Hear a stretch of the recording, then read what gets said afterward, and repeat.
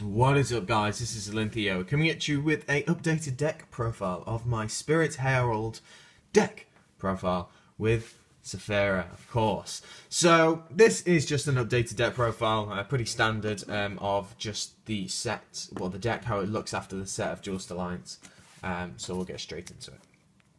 So as standard, we have the 3 Herald of Perfection, your main boss monster in the deck. I don't really need to say much about it.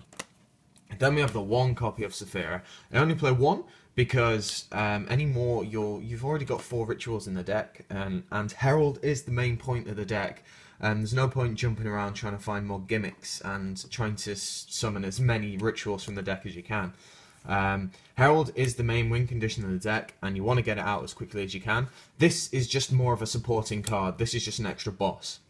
And you don't want to overload the deck with more bosses, because then it just leads to inconsistencies. So only playing 1, I feel, is a good amount. But the card is just stupid. Like, if you open this Manju, open ARA, Manju, and Preparation Rites, or anything like that, it's just stupid, because you can summon Manju, search out Herald of Perfection, play ARA, to special summon the Herald of Perfection, then play Preparation Rites, get the ARA from grave, do it again, special summon this, and then in the end phase you can draw, and on the field you'll have this Herald of Perfection and Manju, and as I said, you can either draw, discard, or get one from the deck, and you're probably always going to draw, because it makes more sense to thin the deck out and choose if you've got any cloggy cards in your hand, to just get rid of them.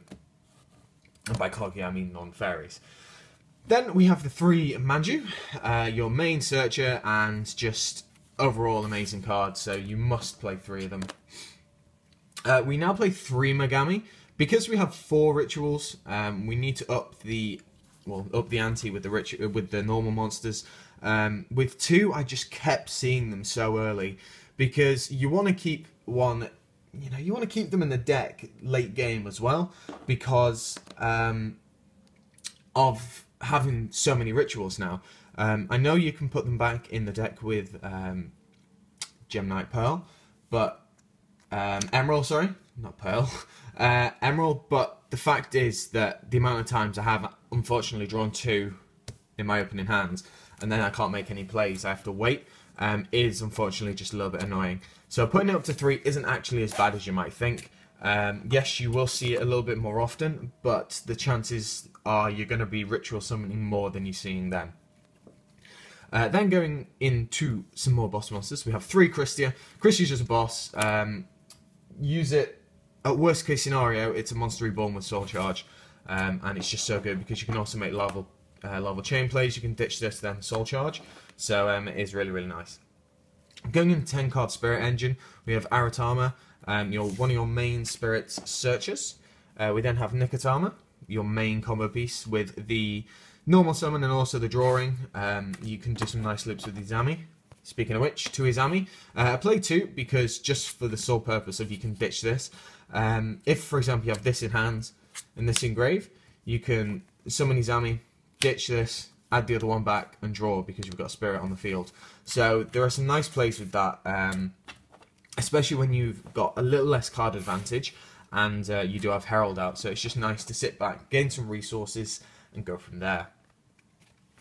The 1 Yaksha, because Yaksha is just really good, bouncing back row and a 1/9 beat stick is always good, and being water as well means that it can get around a lot of different things like Lightning Prison and Mirror. Ryatsu, because we don't like boss monsters and we want to bounce them back. With Shadows now you can just be like, fuck off, and away they go. 2 Herald of Orange Light. We don't really like effects, and especially if we're going seconds, it's nice to just have the option to negate something, especially your opponent always doesn't suspect it, and it's brilliant when you actually drop it, because they're just like, fuck. They always expect you to drop Effect Veiler, and we just don't do that. The 1 Honest, because basically everything's light, and you know, it's honest, and you can do the Saffira loop with it. For example, if you don't know what I mean with Saffira, you can attack, drop honest, end phase, add Saffira. When they attack, drop honest, end phase, add with Saffira. So it leads to some pretty stupid plays. The one Mation, I've got Mation in here because Shadows are just a bit annoying. While they don't cause specific problems for the deck, they do just spam the field, and it is really fucking annoying, so I just like to go Mation, get rid of the stuff. Also, with Stellar Knights, they do have a counter trap that does really hurt us. And being able to just summon Mation and force them to actually make that counter trap, and then being able to summon Herald, I've done that quite a lot of times, it just puts them in a really bad spot. The one Gel and Duo, because we like setting, and it's just a great card. The two Maxis, because special summoning is still a thing, quite a big thing, and we just don't like that, so it also gives us more cards for Herald of Perfection. 2 ARA, because it's standard, you have to play them, play the maximum amount that is allowed on the ban list. 3 Preparation of Rites, you've got 4 rituals, play 3, play as many as you can.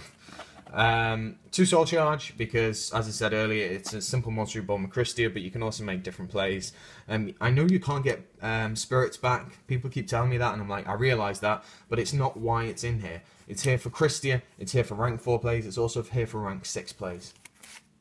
And also if your Herald dies, you just bring it back. And then finally the 3 traps are 3 Vanties. Emptiness, because same with Maxi, I don't like special summoning, and this with Herald is pretty ridiculous, because it doesn't die by its own effect, because it's only when a card goes from your side of the field or from your deck that it destroys. So going into the extract, we have the 1 Exited Knight, the 1 Larval Chain, the 1 Daigusto Emerald, the 1 Silent Honor Arc, the 1 Constellar Omega, shut up, I know it's Ultra, the 1 Black Ship of Corn, the 1 Utopia, the 1 Cargon, the 1 Castel. Castel's really useful card now, because Shadows are just annoying, and also there's a lot of other cards you just want to send back to the deck, or you know, to the hand or whatever, so it's just a really good card now. The 1 Cowboy, the 1 Dweller, the 1 Rhapsody, level 6s, the 1 M7, the 1 Bowser, because they're for your Megami Soul Charge plays, and then finally the 1 Goyo, because any level 4 and a Herald Orange Light means Goyo. So that is it, guys. I hope you did enjoy the deck profile. That is the updated deck. I've done updated Agent and Spirit deck now, so I hope they will tide you over for a little bit. The deck's really fun. A lot of people are jumping on the bandwagon now with it because of Saffira coming out and increasing the power. Saffira doesn't exactly increase the power tenfold. It gives the deck a bit of a boost, but it doesn't actually make it into a different entity. So people who are jumping on saying that the deck's broken now misunderstands what the deck used to do. And the problems are still there with the initial reason why people didn't pick it up. So it's going to be interesting to see how many people actually stick with the deck. If people do stick with the deck, that's wonderful, because it's more people to, you know, more people to play Herald, and I enjoy that. So I'm looking forward to seeing what the future holds for Herald. I'm more looking forward to Herald of Glorious Light that's coming out in the next set. And by the way, if that card isn't Ultimate Konami, I'm going to be so angry. So I shall catch you guys later. That is the deck profile, and I shall catch you guys in a bit.